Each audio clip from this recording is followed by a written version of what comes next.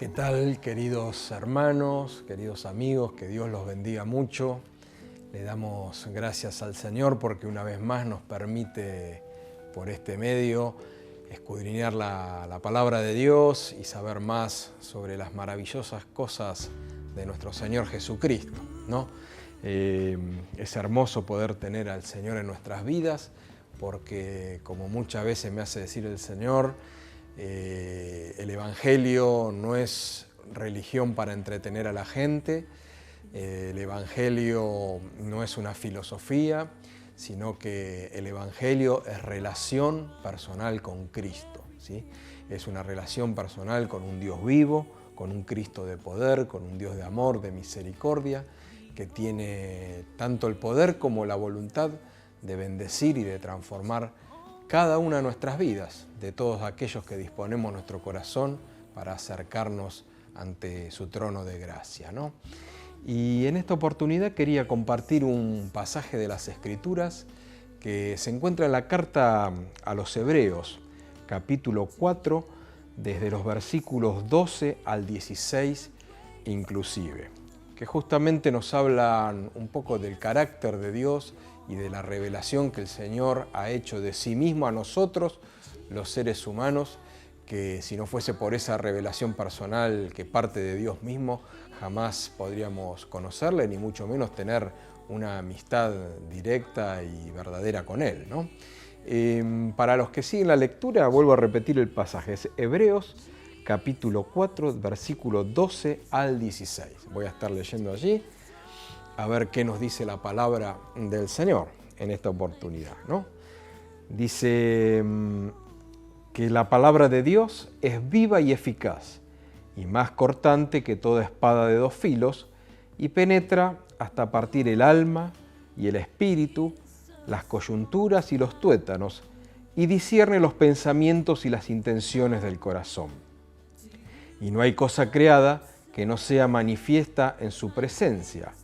Antes bien, todas las cosas están desnudas y abiertas a los ojos de aquel a quien tenemos que dar cuenta. Por tanto, teniendo un gran sumo sacerdote que traspasó los cielos, Jesús, el Hijo de Dios, retengamos nuestra profesión. Porque no tenemos un sumo sacerdote que no pueda compadecerse de nuestras debilidades, sino uno que fue tentado en todo según nuestra semejanza, pero sin pecado. Acerquémonos, pues, confiadamente al trono de la gracia para alcanzar misericordia y hallar gracia para el oportuno socorro. Amén. Gloriosa es la palabra del Señor. Y acá en estos pocos versículos el Señor nos está revelando cosas profundas y maravillosas y varias cosas al mismo tiempo, ¿no? Empieza diciendo acá el versículo 12 que la palabra de Dios es viva y eficaz, ¿no? Acá nos recuerda otros pasajes de la Escritura, porque la Biblia, que es la santa palabra de Dios, testifica de sí misma, o sea que la Biblia habla de sí misma, ¿no?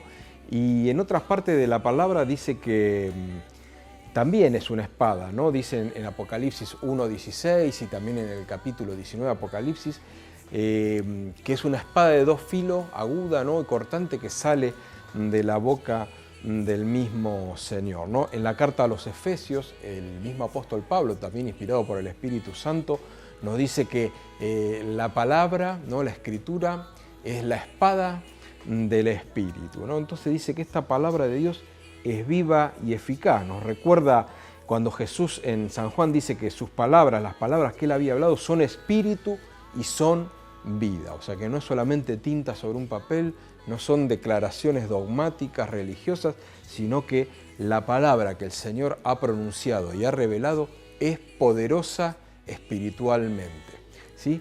Dice que es viva y eficaz, ¿no? Y dice que es más cortante que toda espada de dos filos, como veníamos diciendo, que otros pasajes confirman esta comparación, esta analogía que hace con respecto a una espada y una espada de doble filo, ¿no? Y dice que esta espada, ¿no? Esta palabra, dice que penetra hasta partir el alma y el espíritu, las coyunturas, los tuétanos, discierne los pensamientos y las intenciones del corazón. O sea que significa que la palabra de Dios, que ha sido revelada por el Espíritu Santo a través de sus santos profetas y de los santos apóstoles del Señor. Es una palabra poderosa que viene de parte de Dios y que lo escudriña absolutamente todo lo que hay en el corazón del hombre, en la vida espiritual del ser humano.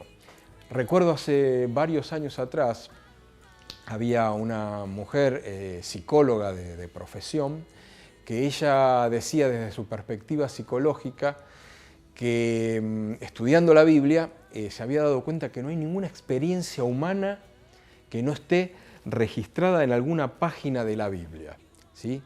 Todas las pasiones del ser humano, toda situación que puede vivir una persona está o en algún capítulo del Génesis, o en algún salmo, o en algún pasaje de los Evangelios, en alguna carta del apóstol Pablo. No hay nada de la experiencia en la vida humana que no esté descripta y abordada de alguna manera en la santa palabra de Dios. ¿Se da cuenta? Entonces, esta palabra dice que es como que escudriña todo hasta lo más profundo, dice, y hasta discierne los pensamientos, ¿no? Y las intenciones del corazón. O sea que la palabra de Dios no solamente revela las acciones que usted y yo podemos tener, sino que hasta esta palabra tiene poder para discernir las motivaciones más íntimas que nos han llevado a actuar de una determinada manera o tal vez expresar verbalmente algo que dijimos. ¿Qué es lo que hay detrás de eso? O sea, la palabra de Dios va hasta lo profundo, hasta lo más íntimo del asunto. ¿Por qué? Porque es de Dios. Y aún cosas que nosotros tal vez conscientemente ni llegamos a discernir ni entender, la palabra de Dios las escudriña, las discierne y las puede sacar a luz cuando el Señor así lo disponga. ¿Se da cuenta? Entonces, esto nos hace acordar también, ¿no?, al pasaje me viene ahora a la memoria, del Evangelio de San Juan, su primer versículo, o sea, San Juan 1:1, que dice que el verbo era con Dios y el verbo era Dios, ¿no? Y estaba con Dios desde el principio, ¿no? Y este verbo, hay algunas Biblias que en vez de decir verbo dice palabra o logos, ¿no? La palabra griega logos, que se puede traducir de diferentes maneras. Entonces, este verbo con mayúscula, este logos, esta palabra de Dios, es Cristo mismo. Él es la palabra de Dios, ¿no? Porque fíjese que después, en el versículo 13, sigue diciendo que no hay cosa creada que no sea manifiesta en su presencia, ¿no? Y ahí pareciera como que sigue hablando de la palabra de Dios, sin embargo sigue diciendo, antes bien todas las cosas están desnudas y abiertas a los ojos de aquel a quien tenemos que dar cuenta. Entonces acá pareciera como que Exprofeso, el autor de la carta a los Hebreos, entremezcla las características y el poder de la palabra, ¿no?, que es una espada de dos filos, con aquel que es el autor de esa palabra. Como que si en algún mismo punto, en algún punto como que se entrecruzara una cosa con la otra, ¿no? Entonces es como para meditar profundamente en esto, porque la palabra dice que discierne todo, los pensamientos y las intenciones del corazón, o sea, lo más íntimo del alma y del espíritu humano es discernido por la Escritura. Pero también el autor de esta Escritura es el que entiende todas las cosas y todas las cosas están desnudas y abiertas delante de sus ojos, ¿no? O sea, el Señor mismo, ¿no? Acá pareciera como que hay un paralelo entre su palabra y el autor de la palabra, que es el Señor, ¿no? Y ciertamente es así, porque el Señor Jesucristo es descrito en el libro de Apocalipsis, en más de un versículo, como aquel que tiene llamas de fuego. Este simbolismo de los ojos con llamas de fuego es que para el Señor no hay nada oculto. O sea, todo está, como dice acá, desnudo y manifiesto delante de su presencia. No hay nada que escape al conocimiento de Dios, ni aún las intenciones más íntimas, más profundas, que como decíamos antes, pudo llevar a decir una determinada palabra o a cometer una determinada acción, ya sea buena o mala o cual sea, ¿no? Entonces todo está delante de la presencia del Señor, ¿no? Y bien dicen los evangelios, ¿no?, en más de una oportunidad, ¿no?, en los distintos evangelios, dice que no hay nada oculto que no haya de ser manifestado, ¿no? ¿Por qué? Porque todo sale a la luz delante de la presencia del Señor. Si usted después, con tiempo, se toma la molestia de leer el Salmo 139, justamente ahí el salmista habla en el Salmo 139 de la presencia de Dios en su vida, ¿no? Dice, ¿de dónde huiré de tu espíritu? ¿Dónde me esconderé de tu presencia? ¿No? Porque dice que aún antes que diga la palabra con su boca, el Señor ya la conoce, ¿no? Dice que para Dios no existen las tinieblas, no existe la oscuridad, por más que vuele hacia el cielo o vaya hacia el extremo del mar, siempre el Señor lo estaría viendo, lo estaría escudriñando de alguna manera, ¿no? O sea que la palabra del Señor nos enseña este principio de que estamos en la presencia del Señor de manera constante y que esto es algo totalmente ineludible, ¿no? Entonces, claro, cuando nosotros meditamos en estas cosas, podemos tomar esto de distintas maneras, ¿no? Por un lado podemos llegar a gozarnos, podemos llegar a alegrarnos porque nos da confianza de saber que Dios tiene cuidado de nosotros y que sus ojos están sobre nuestra vida. Pero también está la otra parte donde tomamos conciencia de que las cosas están delante de Dios y que nosotros realmente no somos perfectos ni mucho menos, estamos muy lejos de ser perfectos y de caminar de forma totalmente agradable como deberíamos, ¿no? Porque la palabra del Señor nos enseña claramente de que después de la caída en el huerto del Edén, el hombre está, digamos, bajo el dominio del pecado. Por eso nos hizo falta que venga un Salvador, alguien que redima nuestras almas. Ese Señor sabemos que es Jesucristo, ¿no? Que pagó el precio en la cruz del Calvario para que nosotros podamos ser salvos por medio de la fe a través de su gracia, ¿sí? Entonces, al darnos cuenta que nosotros estamos desnudos delante de su presencia, si somos conscientes de nuestra flaqueza, de nuestras debilidades, de nuestra pecaminosidad, entraríamos en pánico, entraríamos en temor porque realmente no hay absolutamente nada escondido delante de su presencia. El Señor sabe lo que usted está pensando en este momento, lo que usted sintió en tal o cual circunstancia y hasta lo más íntimo de su ser que tal vez ni usted ni yo podemos comprender de nosotros mismos, ¿no? Por eso me trae a la memoria esto cuando también el salmista dice que el Señor le libre de sus rebeliones y de todo pecado oculto a sí mismo, a su propio corazón, ¿no? Cosas que a veces nosotros ni nos damos cuenta, el Señor sí las sabe mucho antes que nosotros, porque está todo desnudo delante de su presencia. Entonces, acá podríamos vernos en una situación complicada porque estaríamos ante un Dios omnisciente, omnipresente y que es santo y justo, cosas que nosotros realmente nos falta mucho por alcanzar para llegar a ser santos y justos. De hecho, mientras estemos en un cuerpo de carne, jamás vamos a lograr la perfección, ¿no? Recién alcanzaremos la perfección cuando los santos y redimidos entremos en su gloriosa presencia, ¿no? Pero mire qué hermoso cómo sigue el pasaje que leemos, que nos dice cómo es la actitud del Señor, ¿no? ¿Qué sumo sacerdote tenemos ante esta situación donde frente a su palabra, ¿no? Su palabra escrita, su palabra revelada, como ante su propia persona, sus propios ojos que todo lo escudriñan, cuál es nuestra situación delante de Él? Para que podamos confiar y para que podamos alegrarnos y gozarnos en un Salvador tan grande y tan maravilloso. Porque el 14, ¿no?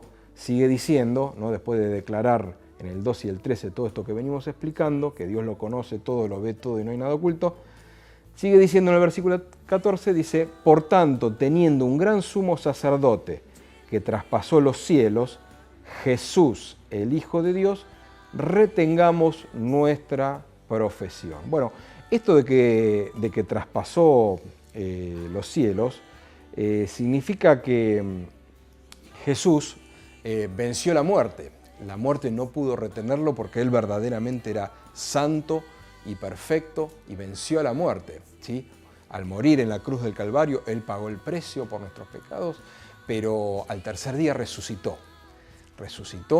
Y resucitó con un cuerpo de gloria, ¿no? Y estuvo un tiempo con ellos, dando sus últimas instrucciones, hasta que ascendió a los cielos, ¿no? La ascensión al cielo vemos que es el clímax, el punto máximo que nos muestra su glorificación, ¿no? Entonces ascendió a la presencia del Padre, el Señor, y vemos que esto hizo posible que se derramara el Espíritu Santo en Pentecostés, y vemos que este Cristo glorificado está a la diestra del Padre y obra en el ministerio de sumo sacerdote para interceder por nosotros, ¿no? Entonces dice que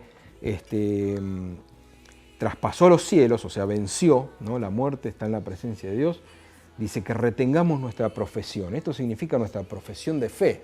O sea, aquellos que hemos creído, retengamos esta salvación maravillosa, retengamos este mensaje, este don del Evangelio. ¿Por qué? Porque el Señor nos va a dar la victoria. Porque como sigue explicando más abajo, este sumo sacerdote intercede a favor nuestro y es misericordioso, es paciente y puede compadecerse de nosotros, ¿no? Entonces, que ninguno sucumba ante la tentación de decir, este camino no es para mí, este camino a mí se me está haciendo muy difícil, o yo no sirvo para esto. No, si usted creyó en Cristo y lo aceptó como su Salvador personal, retenga, ¿sí?, esa profesión en la fe que usted está llevando adelante, porque sigue diciendo el versículo 15, porque no tenemos un sumo sacerdote que no pueda compadecerse de nuestras debilidades, sino uno que fue tentado en todo según nuestra semejanza, pero sin pecado, ¿no? Qué hermoso. Acá vemos un principio teológico fundamental, ¿no?, que se refleja principalmente en los evangelios. Jesús era 100% hombre y también 100% Dios, 100% divino. Y en su humanidad, Él supo lo que era el cansancio, ¿no? Lo vemos que se duerme en la barca, ¿sí?, en medio del mar de Galilea, que después Dios permite que haya una tempestad. Vemos que se cansa en el camino al mediodía y se sienta junto a un pozo de agua en las proximidades de la aldea de Sícar en Samaria, ¿no? y pide de beber porque tiene sed, y dice que fue tentado en todo.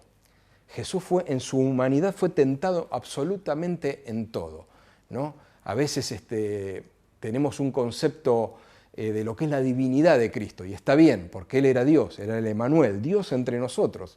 Y a veces nos cuesta un poquito a los creyentes ver la verdadera humanidad de Cristo, el Jesús de Nazaret caminando por las calles polvorientas de Jerusalén, de Nazaret, por el mar de Galilea, ¿no? Y era 100% hombre. Dice que fue tentado en todo según nuestra semejanza, pero sin pecado, ¿no? El apóstol Pablo hace una analogía, ¿no?, hablando de un primer Adán y de un segundo Adán que sería Cristo, ¿no? El primer Adán en el huerto del Edén fue puesto en una situación óptima como para poder obedecer a Dios, como para poder agradar a Dios y estar sujeto a la voluntad de su Padre Celestial. Sin embargo, falló. Y vemos que este segundo Adán, ¿no?, según lo que desarrolla Pablo en su teología, tenía todas las cosas en contra, ¿no? Fue tentado en el desierto durante 40 días, después padeció la cruz, que fue la prueba más tremenda que se podía llegar a pasar, ¿no? Donde el Señor, dice la palabra, que fue hecho pecado por nosotros. Sin embargo, obedeció hasta el fin y pudo decir, consumado es, y venció. Venció el pecado, venció la tentación y por eso pudo triunfar sobre la muerte. Entonces Jesús fue tentado en todo según nuestra debilidad, y dice que por esa causa, ¿no?, dice que puede compadecerse de nuestras debilidades, ¿no? Él nos entiende a nosotros, sabe que somos barro y sabe que estamos en una naturaleza caída. Si no es un Dios, ¿no?, que nos está esperando con un garrote a ver en qué nos equivocamos, a ver en qué fallamos para poder castigarnos. No. Dice que es un Dios que se compadece de nuestras debilidades, porque dice que Él tuvo que pasar por todo eso, solamente que la diferencia nuestra venció en todo, ¿sí? Entonces, gracias a esto, dice el 16, acerquémonos, pues, confiadamente al trono de la gracia, para alcanzar misericordia y hallar gracia para el oportuno socorro. Mire qué maravilloso. O sea, acá el Señor nos está invitando a que nosotros tenemos que acercarnos permanentemente hacia su trono de gracia. ¿Sabe lo que significa gracia? En el vocabulario teológico, significa favor de Dios, regalo inmerecido, es un don, ¿no? La gracia de Dios, ¿no? Dios es propicio hacia nosotros y se compadece, como dice acá la Escritura. Entonces, que nadie se deje engañar, ni por su propio pensamiento, ni mucho menos por el diablo, de que usted no puede seguir en este camino, o que usted está en condenación, o que el Señor no lo va a recibir porque usted tal vez se equivocó, porque falló, o porque hay una debilidad en su vida que aún no pudo vencer. No, no, no, dice acá que nos acerquemos confiadamente, con confianza. ¿Por qué? Porque nadie más interesado que Dios que nosotros nos pongamos a cuenta con Él, estemos en su luz y seamos sanados, seamos renovados, seamos restaurados y seamos bendecidos una vez más, ¿no? Entonces, acerquémonos pues confiadamente al trono de la gracia para alcanzar misericordia. Misericordia, ¿sabe qué significa? Es tratar a alguien mucho mejor de lo que sus hechos merecerían, ¿no? Entonces, dice, alcanzar misericordia y hallar gracia, ¿no? El favor de Dios para el oportuno socorro. Entonces, mire, nosotros, hermanos, como hijos de Dios, jamás vamos a poder vencer con nuestras propias fuerzas, ni con nuestras propias experiencias, ni con nuestra propia sabiduría, sino que nosotros dependemos totalmente de la ayuda de nuestro Dios. Y somos salvos por la gracia y por la misericordia de Dios. Entonces, si nos equivocamos en algo, nosotros no tenemos que hacer como hizo Adán y Eva, de que se escondieron en el huerto del Edén y se escondieron de la presencia de Dios. Y después parece que se hicieron como un delantal con hojas, ¿no? Y esto no servía para nada, porque Dios ya lo sabía todo y Dios lo escudriña y lo sabe todo. Entonces, usted y yo, hermano, estando ante aquel que lo sabe todo, que lo escudriña todo, que su palabra discierne hasta lo más profundo de nuestro corazón, no perdamos el tiempo con ningún tipo de delantal de hojas, que serían nuestras actitudes de querer tal vez aparecer delante de Dios de una manera distinta a como realmente son las cosas. Nosotros, ¿no? Como dice un coro de la iglesia, tal como soy, Señor, ¿no? Así, tal como somos, desnudos delante de su presencia, causa la palabra desnudos, ¿no? El versículo 13, las cosas están desnudas y abiertas a sus ojos, ¿no? Así, tal como somos, presentémonos delante del trono de Dios, ¿para qué? Para decirle, Señor, acá estoy yo, tal como soy, y yo te pido perdón por esto, y te pido que me ayudes a alcanzar tal y tal y tal fruto del Espíritu, o poder cambiar este aspecto de mi vida. Entonces ahí ocurre lo que nos explica por el Espíritu Santo el apóstol Juan en su primera carta, capítulo 1, ¿no? Dice que si alguno dice que no tiene pecado, ¿no? Dice que es mentiroso y le hace a Dios mentiroso, porque todos pecamos, ¿no? Dice, pero si confesamos nuestros pecados, ¿no? Entonces Él es fiel y justo para perdonar nuestro pecado y limpiarnos de toda maldad. Y el apóstol ahí viene hablando de estar en luz. Estar en luz no significa alcanzar una perfección ética y moral absoluta, porque eso, como dijimos antes, es humanamente imposible. Pero estar en luz significa desechar toda hipocresía, todo autoengaño y toda pretensión de presentarnos delante de Dios con algún delantal de hojas hecho por nosotros mismos. En cambio, significa presentarnos con un corazón humilde, sincero, abierto, delante de aquel que todo lo ve, que ve aún más allá de lo que vemos nosotros, de nosotros mismos. Entonces ahí vamos ante el trono de la gracia, donde vamos a alcanzar misericordia, oportuno socorro y la bendición del Señor. Mire qué hermoso es tener una relación con Cristo, ¿no? La comunión íntima de Jehová es con aquellos que le temen. ¿Por qué le tenemos que temer? Por la reverencia que Dios merece, por su santidad, por su omnipresencia, omnisapiencia, ¿no? Entonces, nosotros, ¿cómo no vamos a temer a Dios si Él lo sabe todo hasta lo que estamos pensando? Pero ese temor no es un temor de ocultamiento, de querer escapar o de sentirse mal, sino que es tomar conciencia que estamos en la presencia de Dios, pero también es la gloriosa bendición de que podemos ir confiadamente a nuestro Padre Celestial, confiadamente, sin tener que andar argumentando nada, porque Él ya lo sabe todo, ¿no? Y acercarnos a este sumo sacerdote que se puede compadecer de nosotros porque conoce nuestras debilidades. Amén. Entonces, hermano, hermana, estemos a cuenta con el Señor. Acerquémonos confiadamente al trono de la gracia y renovemos nuestra fe, renovemos nuestro amor por nuestro Salvador Jesucristo, porque Él anhela la comunión íntima con cada uno de nosotros.